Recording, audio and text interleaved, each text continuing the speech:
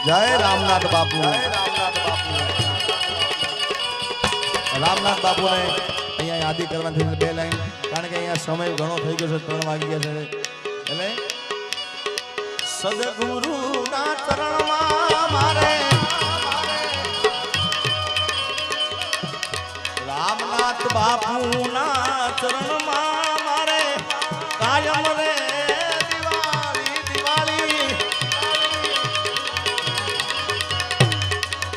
આવા સદગુરુના